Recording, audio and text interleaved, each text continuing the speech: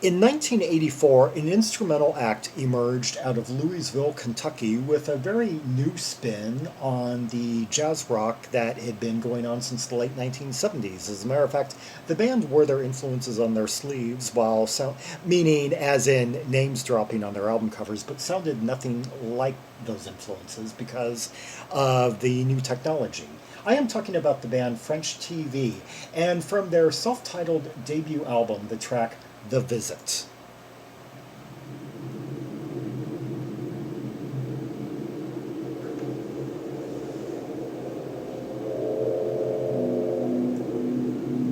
Frosty.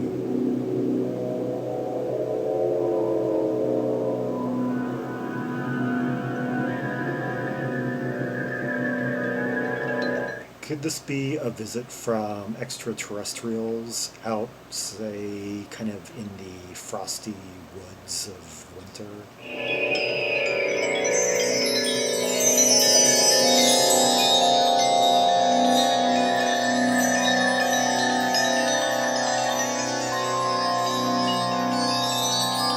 So far I'm getting kind of. Oh, I'll say that reference for a bit. It'll become more apparent as this track proceeds.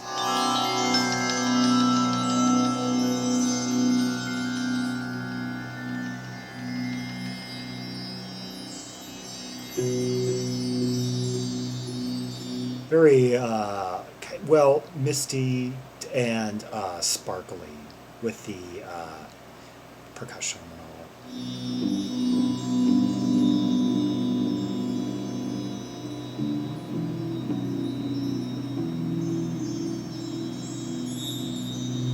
Kind of like a sort of echoey bass.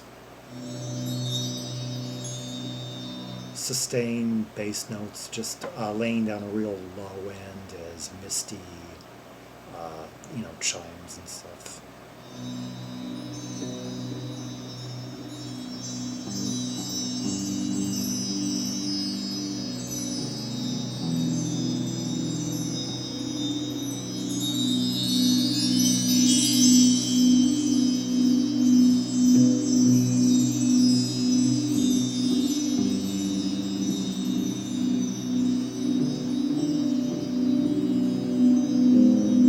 Yeah, this conjures up sort of an element of 70s influence that they didn't name check on their second album.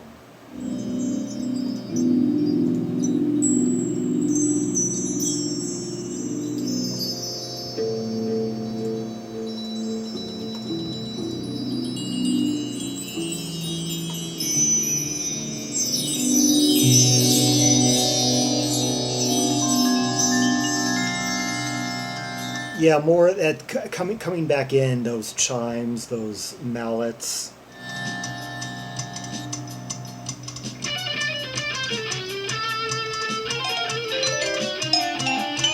Okay, now we're going places. I didn't remember it was going to take so long for this to get going.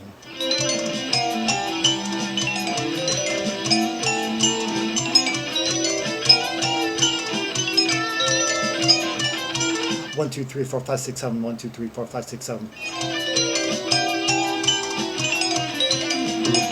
I love the contrast between the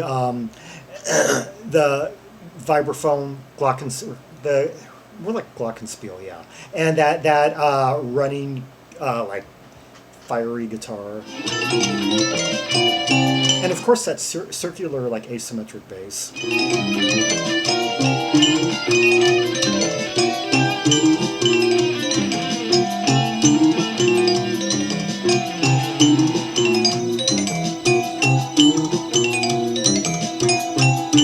Yeah, we've got like a really tight pattern between the mallet and the bass, and then the guitar was kind of like doing its own thing, kind of like going at different speeds, like either faster than the other two or slower at times.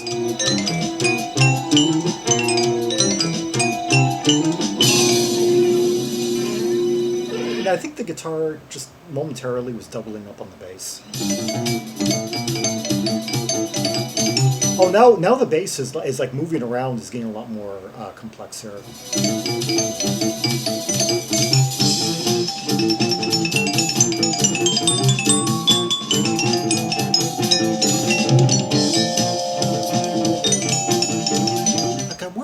this cadence before.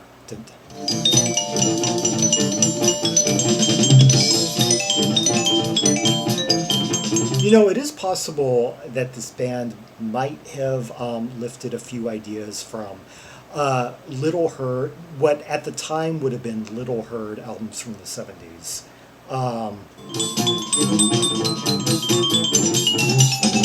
And that was done sort of like in progressive rock circles for a time, because in the pre-internet era, when a lot of these albums hadn't been heard by many people, artists could, you know, get away with. I swear I've heard this. Maybe it's that Bonfire album from 1975. There's a cadence like on the first on the opening track. There's a cadence similar to what I just heard here. Yeah, Bonfire Goes Bananas is that.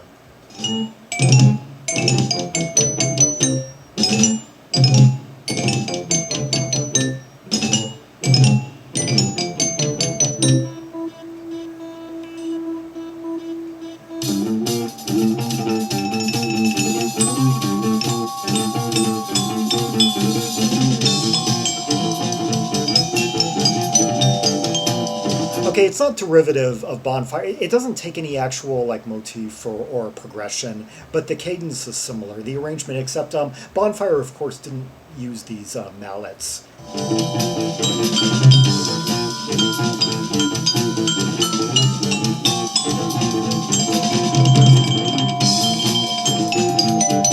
Now this is just kind of in 4/4. It's just really jerky. I think 1 2 3 4 1 2 3 4 1 2 3 4 1. But it has all the jerkiness of like of an asymmetric meter, like 5 or 7.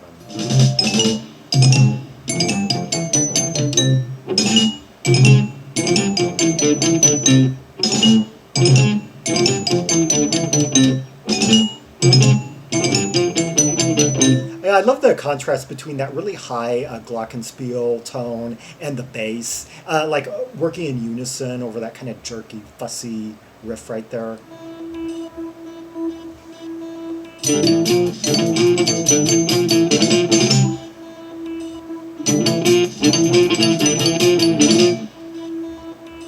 I guess I'll go ahead and mention right here, since it doesn't really seem to be striking me quite the same way today as yesterday, when I was like reacquainting myself with some of this material after having not heard it in a few years.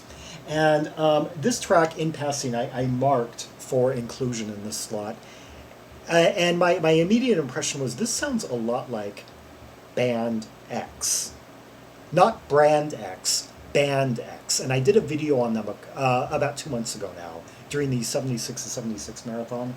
And yeah, that band from the Boston area, 1976, put out a self-press album that kind of mixed jazz rock with space rock elements. Had a very unique sound and style, but there was a lot of kind of loopy, spacey, kind of electronic sounds mixed with percussion, mallets and stuff. Ironically, though, on French TV's second album, After a Lengthy Silence, at least the copy I once had on vinyl, there's one of the members depicted cartoon-wise in his home studio, and he has like all these stickers on his recording equipment bearing like names like, or maybe it's like some cassettes bearing names like, like Brand X, Brufford, basically really wearing his influences on his sleeve, although the scan, I guess it must not be big enough to show it because I'm not quite seeing it on the scan of Discogs, yeah.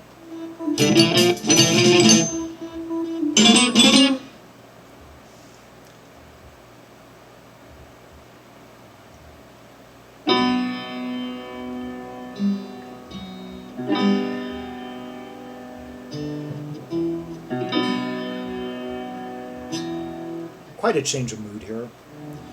Okay, now think. We've been through a few sections already that probably represented different sequences in this extraterrestrial visit. I'm assuming that's what the kind of visit that this is supposed to be about. So that must have been the landing. That must have been the the aliens getting out of their ship and roaming Earth.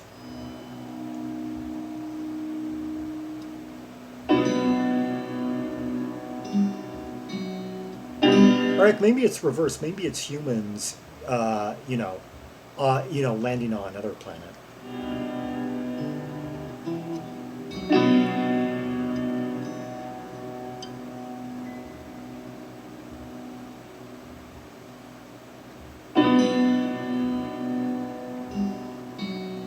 Minor key sustain.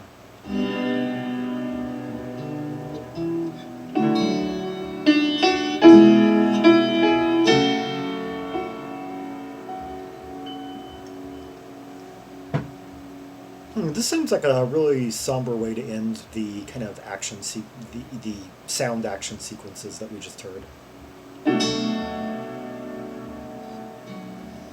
Almost as if things didn't really have a happy ending.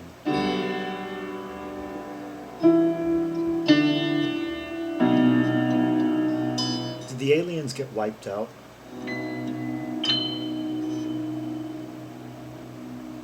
Huh, that's really somber. That was The Visit right there, yeah, ending on a very kind of melancholy, wordless C minor. And after a few very frenetic and quirky, spastic sequences there of really angular, circular bass and very fiery, scaly at times guitar, and just constantly bright and staccato mallets. Yes, French TV with The Visit. Let's hear another track from the album. Happy Armies Fight in Their Sleep.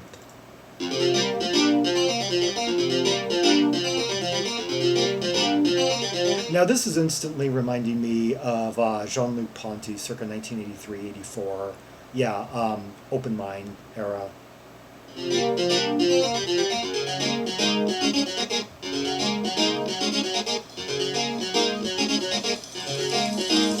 And this certainly sounds nothing like Bruford or Brad Dex, like because there's no way those bands could have sounded this way. French TV are utilizing some then for 1984 then very new keyboards that producing sounds that just didn't exist like a few years earlier.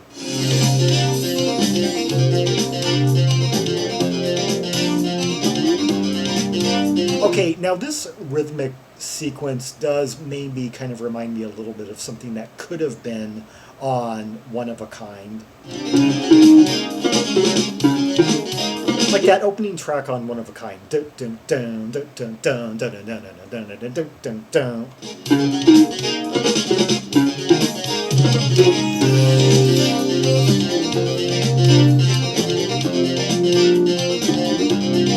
Once again, they haven't lifted any actual melodies or riffs or anything. It's just more the kind of overall feel, the rhythmic feel and such.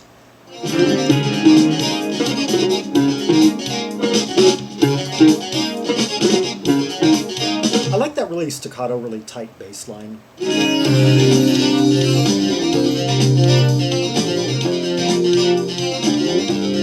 Once again, is there a Rickenbacker?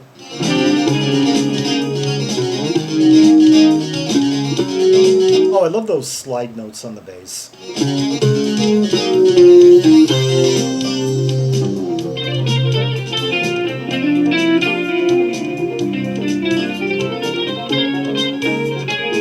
Now, once again, I guess it's just like 4/4, but kind of has like this jerky quality to it. It's like there's like some asymmetric accents within that make it feel like an odd meter.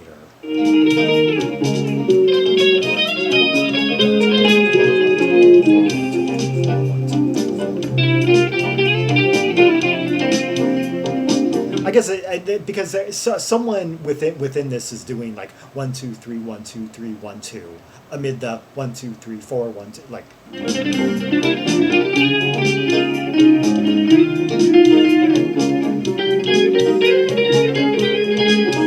Well, those guitars are almost kind of having like an ethereal effect on this.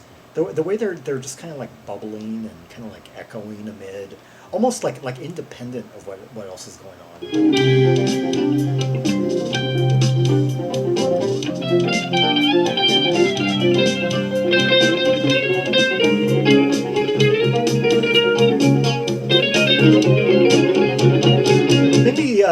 throwing in a tad bit of ECM influence guitar-wise into an otherwise more like a kind of Bruford-esque arrangement.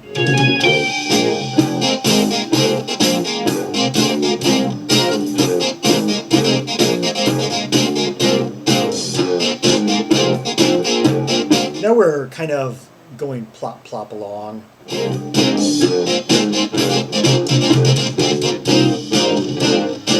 Okay, I got to admit, I got to say that isn't my favorite keyboard sound in the world. It's kind of I don't know, a little bit stiff, a little bit.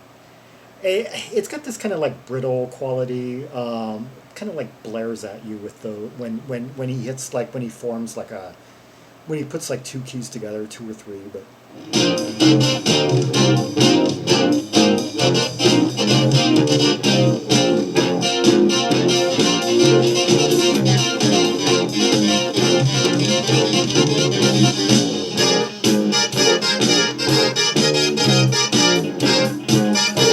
One of the drawbacks in this highly technical, like harmonic way of music making is that some of the musicians, while they could be very creative at arranging these highly intricate counterpoint type composition pieces and such, and arranged like some really dense harmonic interplay between like bass and guitar, like each person playing kind of like their own unique passage, both complementing and countering one another, playing notes, playing runs, playing filigree in odd meter and such. There sometimes was less focus on the tonal sound shaping.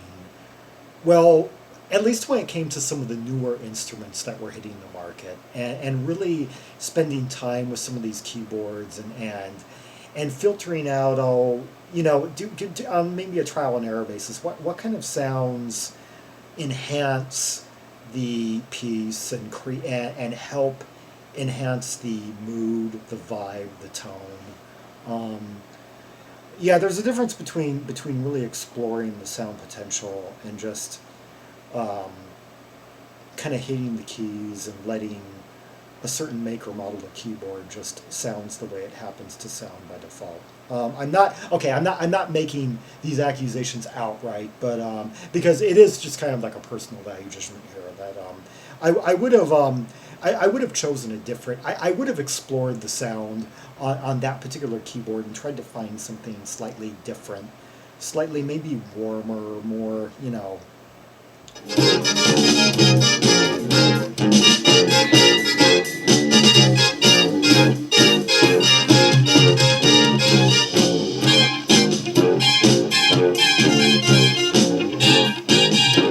it's just like going boom, boom, boom, boom, boom. It's almost like kind of like an inebriated stomp.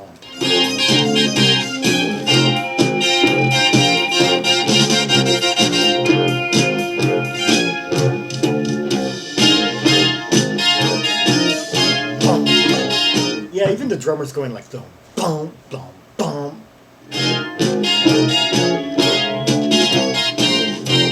Well, it is the title, bear in mind, Happy Armies Fight in Their Sleep, so this must be a sleep fight.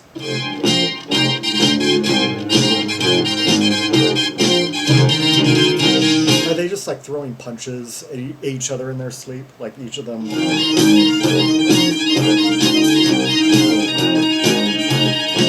Maybe that keyboard sound is supposed to sound kind of bad, because it's supposed to characterize people who are moving in their sleep and therefore aren't really conscious of what they're doing, aren't really thinking clearly. That could be the joke.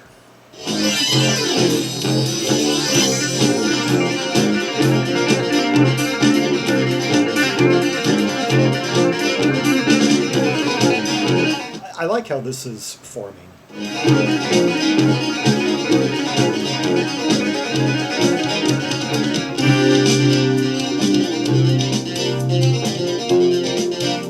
Oh, I love how they just flowed right into a recapitulation of the starting structure.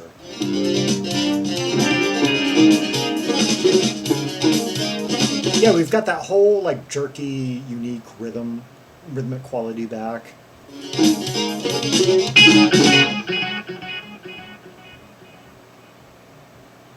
Yeah, and actually, I don't mind that keyboard sound as much when it's playing like a catchy riff, like at the start and the end of the track. Yeah, um, it earns its keep a bit more. That was French TV with Happy Armies Fighting Their Sleep, and before that, The Visit from the Louisville, Kentucky Instrumental Acts uh, debut album, self-released by the band in 1984. They would be sporadically active over the next 30 years. As a matter of fact, they put out another album in 1987 after a lengthy silence, and then were kind of quiet until the mid 90s. 94, and then suddenly they became more active on their own Pretentious Dinosaur Records label. Yeah, and since that time have released over 10 titles. Yeah, and a few of I've heard a few of the other ones after this that are pretty good too. Um, this being kind of this being one of the better instrumental albums in 1984. Yeah, French TV showing that like even some of the more remote areas of the map have some creative musical activity going on. Yeah. For more Rubies and Sapphires from the first few albums by French TV, or actually no, just from this album because I haven't assembled a directory where of like American jazz rock.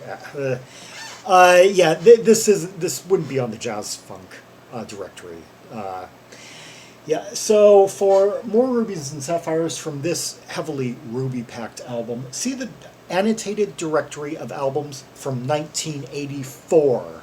Yes, linked in the description below. I believe this album is on page 3. Yes, where you get into the Fs. Out of more than 630 albums currently from that great year, with music from around the world and all in a vast range of musical areas and genres and such. Like and subscribe and follow me on social media and share this video and leave a comment if there are any observations you have about the two tracks we just heard. The melodies, the instrumentation, the counterpoint, the interplay, the soloing, which moment stood out to you, which instrumentalist had the best break on here, the best moment. And until next time, this is Zaragon, the world's most ear-traveled trimaximalist, signing off.